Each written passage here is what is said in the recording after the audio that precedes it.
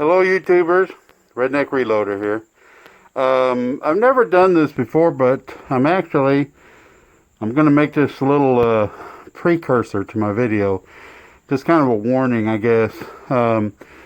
Forgive the mask. I am a rather private person. I really don't want my business out all over YouTube. I don't mind making the videos and helping people, but I don't want my identity out. I'm just not comfortable with that. So, forgive that part of this. But this is August 2020, and you know, there used to be a show on I used to watch years ago called Doomsday Preppers. Maybe some of you have seen it. And they'd have different preppers on every episode, 2 or 3 different ones. And they'd always be doing different things, and they would introduce themselves and say, you know, I'm preparing for a global pandemic, or I'm preparing for civil unrest, or I'm preparing for a race war. At this point, I feel like just saying D, all of the above, because it just seems like everything that could go wrong, it seems to be heading that way right now. And of course, there is a massive ammo shortage as people are stocking up, and reloading supplies are also gone to the wind. I have a few things. I don't have a large amount. I don't have 10,000 of pieces of primers and brass and whatnot. I have enough stuff to keep me going, but I am kind of experimenting and trying some different things, and that's what this video is. So I guess I would kind of entitle this Apocalypse Reloading. But I want to tell y'all, I don't recommend you do anything that I'm doing. This is something that I'm trying out. I'm not a scientist. I don't have a chronograph. I don't have a way of measuring internal pressures. I can't guarantee it that these loads that I'm making up are safe. All I can tell you is I've run them in my gun, and they have worked okay in my gun. Can't guarantee they'll work in your gun. So I'm just doing this video is kind of showing you a way that I'm adapting during the apocalypse. But as I said, I'm not advising people to do what I do. Matter of fact, I'm advising you don't do what I do. And if you do, it's your own risk. I'm not liable for anything. I probably won't be making more videos for a while.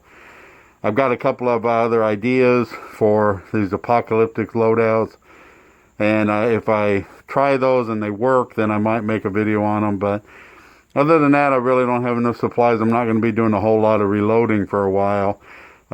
Looks like it could be another, I'm hearing, could be up to a year before we start seeing stuff back on the shelves again. So probably won't be doing a lot of loading for a while. But if I do, I'll make videos. If not, then I won't be back on for a while. But I hope all of you all and your families are doing well through all this pandemic and everything. And I'll just say God bless you all, and I hope you're all safe and sound. Thank you. Okay, so obviously with the ammo shortage, it's been pretty hard to find ammo. I have some. I'm not out, and I haven't bought ammo in a very long time. I actually bought a box yesterday, and that was the first box I've bought in at least a year, I'd say. But I just happened to be in my local store. They had some of this Federal Syntech, and it was $20 a box, and 1 box per person. That didn't really matter because this was the last box they had, and this was for 40 Smith & Wesson, which I needed. I actually like the Syntech. It's this purple. It's a training round, because that is my everyday carry round I carry, which is the Federal Syntech Defense bullet. And you can see similar profile, similar charge, similar weight. So for practice purposes, I went ahead and grabbed this. That's the only reason I bought it. Plus, I can use some more brass because I don't have a ton of 40 caliber brass, because that's the newest round that I just started recently reloading a few months ago. And it was in the middle of this pandemic, and I was busy stocking up on other things. And I actually have some 40 caliber brass on order, but it hasn't arrived yet. So, I, like a lot of other people, got caught a little bit flat-footed in all this thing. I saw it coming, and I wasn't completely flat-footed. I had quite a bit of stuff stocked up. Not like some of these, 10,000 rounds. I don't have that many, but I have enough where I'm comfortable for the most part. But not so much with 40 caliber. And I was low on bullets, and that's what I was stocking up on. So I'd actually had bought quite a few bullets and was busy stocking up on those. Thought I had more primers than what I did, and then all of a sudden the primers were gone. So at that point I said, when they get restocked, I'm going to have to get me some more primers. Well, they've never been restocked. So I have what I have. Small primers, that's fine. Now, my store, I've got plenty of powder. I've been buying up powder. They're very slim on powder. They have powder, but it's not the normal stuff you use. And I've had to kind of stretch out. I got a couple pounds of this HS6 because I couldn't get Unique. I also have a couple pounds of Tight Group for my pistols. I've been loading this HS6. I've been very, very happy with this. I'm kind of thinking about, when all this is over, just switching over to that from Unique. But one thing that they've got a lot of are these large pistol primers. I have more of these than I do small pistol primers, and these are still available. I was at my local gun store yesterday, and they had thousands of these. I could have bought 5,000 of them if I wanted to, and brought them home. So I've got more of these than I do the small pistol primers, and I use the small pistol primers, of course, for loading 9mm, which I have two of, a 9mm pistol and a 9mm carbine, and also for 40 Smith & Wesson, as well as my wife's 38 Smith & Wesson, which I don't load very much of. The only thing that I have that uses the largest is my 45 ACP pistol, and that's why I have so many of them, because I just don't load that much for that one gun. So my idea, when all this hit, and I realized I wasn't going to be able to get any more small primers, and I really have no idea when I might be able to again, is I would just go ahead and use my 45 a lot more and practice with that. I am a member of American Contingency, and with them I've been doing a lot of pistol training and stuff like intuitive aiming and proper grips and way to draw a pistol and stuff, and I've learned a lot from that. I didn't want to give up on that. I wanted to still be able to do that practice, and I can do a lot of it dry fire, but it's still not the same as actually live fire. I could do that with my 45, but my 45 is a big full frame pistol that it holds 14 rounds, 15 rounds. I can't remember. I think it's 15. So it's a great big full-size gun. Well, my everyday carry gun is a Glock 27. Let me just go ahead and clear this for the YouTube folks. Let's see. 3-point check, empty, nothing on the bolt face, no feed device, no magazine. It's clear. So this is my everyday carry gun, and obviously the grip on this is a lot different than that big full-sized 45. So I'd like to be able to practice with this, but I don't want to use up what bit of small pistol primers that I've got on practicing. So I was a little bit of a quandary as to what to do. So I came up with the idea, that's why I've got these rounds out to kind of compare.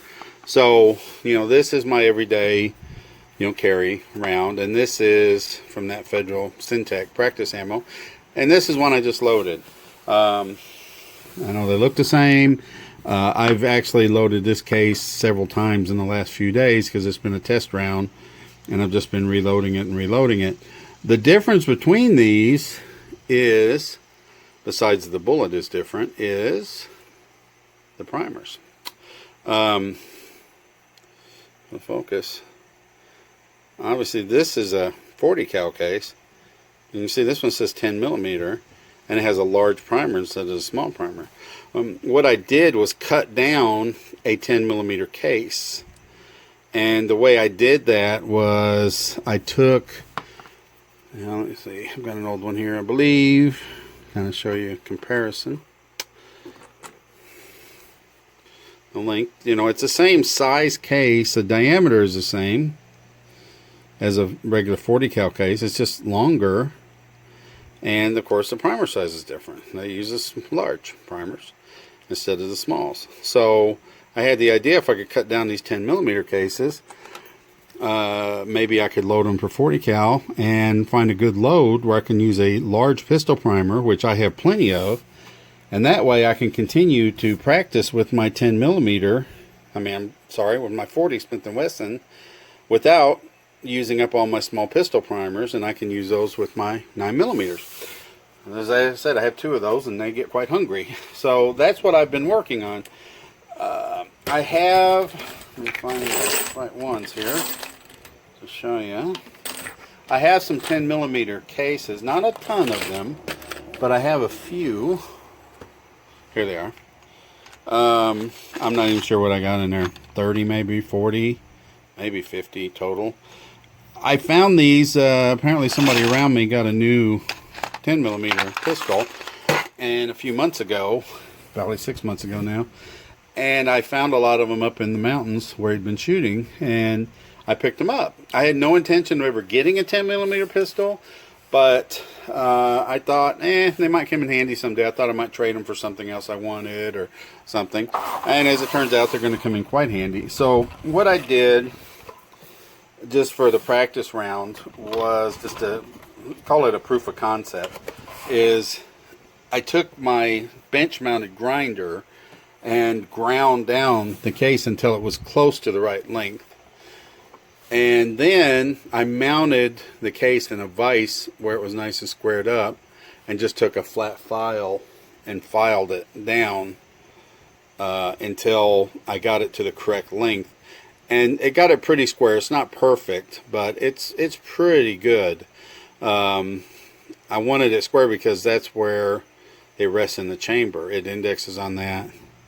I guess I'm not sure that's the right term, but anyway, it sits on that. So I didn't want that to be off or weird where the ejector was having to hold the case in place. So this has worked fine. I've reloaded this one round over and over again and testing it, and I'm coming up with some nice loads. It's accurate, no overpressure signs, and the cases seem to be holding up well. So I'm going to trim the rest of those, but as I said, my procedure for doing it was kind of laborious. So what I'm going to do is I'm going to order, I have a Lee quick trim that I use for trimming my 223 brass, and I'm going to order a new die for the 40 Smith & Wesson. It's like 15 bucks, and I'm going to order one of those. Then I can take those and grind them, use the bench mounted grinder and grind them down close, and then I'll finish them off with that Lee quick trim. That way they'll be nice and squared up, and the ends will be chamfered and beveled, and it'll be ready to reload. And I'm going to just make up those few 10mm cases I have, and then to get me through the apocalypse here, I'm just going to reload those for practice rounds and save my 40 Smith & Wesson rounds and my small primers for my 9mm, and save the ammo for when I might need it more than just for practice. So that's just one way I'm working to get through the apocalypse here. I hope all y'all are doing well. Hope that helps any of y'all. I'll just say God bless and good luck to you. Bye now.